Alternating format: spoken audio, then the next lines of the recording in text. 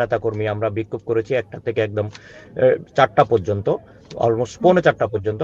5 minute আগেই আমরা এই ঘটনা ঘটার 5 মিনিট আগে আমরা এয়ারপোর্ট, আমরা মনে হয় তখন আমরা পার্কিং লটেই ছিলাম হয়তো, আমি অন দ্য ওয়েতে, তখন আমাকে একজন ফোন করে যে এই ঘটনা ঘটছে। তখন আমি সাথে সাথে আমাদের যারা সিনিয়র নেতৃবৃন্দ ছিল তাদের সাথে যোগাযোগ করলাম, শুনলাম যে হ্যাঁ ঘটনা সত্য। মূল কথা হচ্ছে এখানে যেটা সাব্বির ভাই যেটা বলেছেন, আমি ওনার সাথে একমত। আপনারা দেখেন মাহফুজ আলমের ঘটনাটাও দেখলে আপনারা বুঝতে পারবেন যে এমবেসির দরজা পর্যন্ত ওরা কিভাবে যায়। একটা বিদেশি এখানে আপনার জেনেভা কনভেনশন আছে, কনভেনশন অনুযায়ী কোনো মিশনে এইভাবে বাইরের লোক দরজা পর্যন্ত গিয়ে আঘাত করা এটা খুবই ন্যাক্কারজনক। আর আওয়ামী লীগের চরিত্র এটা আজকে নতুন না, কারণ ওদের নেতা শেখ মুজিবুর রহমান তখনই স্পিকার শাহেদ আলীকে চেয়ার দিয়ে মেরে সংসদে পিটাইছিল। তার মারামারি এদের অভ্যাস, এরা এরা এরা দেশ চিনে না, এরা শুধু চিনে লুটপাট করা আর চুরি করা, এদের আর কোনো কিছু নাই। এখন বাংলাদেশে এদের কাছে প্রচুর টাকা পয়সা, সবাই এখানে চলে আসছে, সবগুলো বাংলাদেশের থেকে সমস্ত সন্ত্রাসী এখানে চলে আসছে। কারণ শেখ হাসিনা যখন এখানে আসতেন তখন উনি 200-300 লোককে ভিসা করায় নিয়ে আসতেন, তো এখানে ভিসা দিলে 5 বছরের জন্য দিছে। গত বছর যারা আসছে, অর্থাৎ 2023 সালে যারা আসছে তাদের এখনো ভিসা আছে, সবাই এখন এখানে। আমি অনেক বাংলাদেশের অনেক আওয়ামী লীগের, ছাত্রলীগ, যুবলীগের অনেক নেতাকে আমরা এখানে রাস্তাঘাটে দেখতে পাই। অনেক সাংবাদিক আছেন যারা তখন ওই সরকারের লেসপেন্সার ছিলেন, সবাই এখানে এখন আছেন। এখন যেটা হচ্ছে আজকে যে ঘটনা ঘটেছে, আমি ওই ঘটনায় ফিরে আসি। আমরা যখন চলে আসলাম, তাহলে আমার প্রথম কথা হলো যেটা সাব্বির ভাই বলেছেন, এমবেসির উচিত ছিল প্রথমত, সরকার যেটা বাংলাদেশ থেকে যেটা করেছেন, ওনারা প্রফেসর মোহাম্মদ ইউনূস উনি ওনার ওনার ইজ্জত রক্ষা করার জন্য উনি, আমি মনে করি উনি এই যে রাজনৈতিক দলগুলোকে ওনার সাথে ইনভলভ করিয়েছেন, উনি ইনভলভ করিয়েছেন ঠিকই আছে, কিন্তু তাদের নিরাপত্তার ব্যবস্থা সরকার করেনি। প্রথমত উনি যখন এমবেসি থেকে ভিসা নিয়েছেন, এখানে 2 ক্যাটাগরির বিষয়, এটা আপনারা অবশ্যই জানেন। একটা হচ্ছে ওনারা পেয়েছেন রাষ্ট্রীয় প্রটোকলের, অর্থাৎ রাষ্ট্রীয় অতিথি হিসেবে ভিসা। আর আমাদের মাননীয় মহাসচিব এবং এনসিপি নেতৃবৃন্দ, জামাতের নেতৃবৃন্দ, তারা পেয়েছেন আপনার ভিজিট ভিসা, যেটা আমি ইন্টারনাল এজেন্সির মাধ্যমে এই খবরটা জানলাম।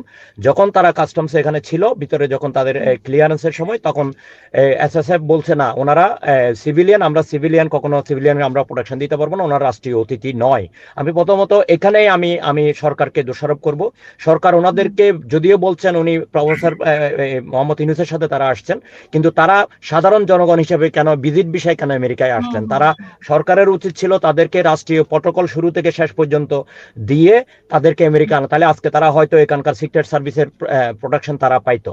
আর দ্বিতীয়ত উনি যেভাবে বের হয়েছেন সেভাবে ওনার সাথেই বের হতে পারতো। হ্যাঁ, ওনার সাথে আমরা আমরা আমরা আমাদের কাছে মেসেজ ছিল এটাই, ওনার সাথে তারা সিক্রেট সার্ভিসে প্রটোকলে তারা ভিতর দিয়ে চলে যায়, ইউজুয়ালি রাষ্ট্রীয় অতিথিরা ওভাবে যায়, কিন্তু ওনাদেরকে রাষ্ট্রীয় অতিথি হিসেবে গণ্য করা হয়নি, যেহেতু ওনারা এখানে এসেছেন ভিজিট বিষয় হিসেবে। এটা আমি একদম ইন্টারনাল খবর থেকে বলছি, আমি এখানে আমাদের বিশেষ ভিজিট বিষয় যারা সাধারণভাবে ধরেন, হ্যাঁ ভিজিট বিষয়, হ্যাঁ ভিজিট বিষয়ে ওনারা এখানে আসছেন। তো ভিজিট বিষয়ে যারা আসছেন তারা সিভিলিয়ানকে এসএসএফ কখনো সিকিউরিটি দিতে বাধ্য নয়। হ্যাঁ, যার কারণে ওনারা এভাবেই অনেকটা কোন রকম প্রটোকল ছাড়াই, এবং এমবেসির কয়েকজন লোক ছিল, যেটা আমরা দেখলাম, আমাদের মির্জা ফখরুল ইসলাম আলমগীর সাহেবের সামনে দিয়ে তারা আসতেছিল, কিন্তু পিছন দিক থেকে আওয়ামী লীগের লোকজন কিন্তু ছিল না খুব বেশি ওখানে, তারা হয়তো এখানে হাইডিং ছিল। কোনো এরা বের হওয়ার সময় এদের নিশ্চয়ই এমবেসির ভিতর থেকে কেউ জানে, আমরা জানি না ওনারা বের হবেন, কিন্তু আওয়ামী লীগের লোকজন কিভাবে জানে? ওনারা জান নাই। আওয়ামী লীগের লোকজন ঠিক ওখানে উৎপত্তি ছিল, যখন এরা বের হয়েছে তারা 8-10 জন লোক পিছন থেকে এসেই এভাবে অলমোস্ট, আমি তো যে ভিডিও দেখেছি, আমাদের মহাসচিবের গায়ের উপরে একটা ছেলে ওনাকে নাম ধরে ধরে বলতেছে, এই যে মির্জা ফখরুল, এই যে মির্জা ফখরুল, এই যে মির্জা ফখরুল, এভাবে ভিডিওতে বলতেছিল। আমি এখানকার টাইম টেলিভিশনের যেটা ভিডিও আমি দেখেছি, তো এটা খুবই ন্যাক্কারজনক এবং আমরা তীব্র নিন্দা জানাচ্ছি এটার জন্য। এগুলা, এবং আমাদের দলের যারা সিনিয়র নেতৃবৃন্দ, যুক্তরাষ্ট্রে বিশেষ করে যারা সিনিয়র নেতৃবৃন্দ আছেন, তারা বিভিন্ন সময় এমবেসি থেকে আমরা কল পাই না, বিভিন্ন প্রোগ্রামে আওয়ামী লীগের লোকজন কিংবা আওয়ামী লীগের সাথে যারা তাদের সহযোগী সংগঠন ছিল, জাতীয় পার্টি কিংবা অন্যান্য, তারা পেয়েছে। আপনারা জানেন, একটা ইন্টারনাল খবর বলি, যেটা আমি ব্যক্তিগতভাবে জানি। আগামী 27 তারিখ এখানে এনআরবি একটা প্রোগ্রাম হচ্ছে, এনআরবি কানেক্ট নামে, এটা বিডা ইনভেস্টমেন্ট সামিট করছে আগামী 27 তারিখ। ওই লিঙ্ক আমরা পাইনি, কিন্তু আওয়ামী লীগের লোকজন পেয়ে গেছে, জাতীয় পার্টির লোকজন পেয়ে গেছে। এটা খুবই, এগুলা তাহলে এমবেসি থেকে যদি এগুলো ডিস্ট্রিবিউট না করে, তাহলে তারা পেলো কিভাবে? আমাদের বিএনপির লোকজন আমরা পাই না। কোনো প্রোগ্রামে দেখা যায় জাতীয় পার্টির লোকজন ওখানে বসে থাকে, আওয়ামী লীগের কিছু হয়তো যারা একদম কালার তারা যায় না, কিন্তু ওই ছোটখাটো নেতারা ওখানে গিয়ে বসে থাকে। এটা আমাদের এমবেসি গুলাকে বর্তমান সরকারের উচিত এখনো স্বৈরাচারের দোসর যারা ওখানে বসে আছে, ফ্যাসিস্টের দোসর যারা বসে আছে, তাদেরকে ওই এমবেসি থেকে বের করা উচিত। না হলে এই আজকে যে ঘটনা ঘটেছে, আপনারা দেখেন গত মাসের 19 তারিখ, অগাস্টের 19 তারিখ বোধহয় উপদেষ্টা মাহবুব আলমের উপর যে ঘটনা করেছে, আজকে সাহস পেয়েছে, আজকে তারা গায়ের উপর উঠে গেছে, কালকে তারা রাস্তায় পাবে। লন্ডনও সেম ঘটনা করেছে, এই নিউ ইয়র্কও এই পরপর 2বার করলো। তাহলে তারা দেখা যাবে আগামী শুক্রবার আমাদের যে প্রোগ্রাম আছে ওখানে আরো বেশি অ্যাগ্রেসিভ হয়ে যাবে। তো এখানে এমবেসির উচিত স্থানীয় প্রশাসনের সাথে যৌথভাবে কাজ করে কিভাবে এগুলো স্টপ করা যায়, যারা সন্ত্রাসী তাদেরকে কিভাবে আইনের আওতায় আনা যায়।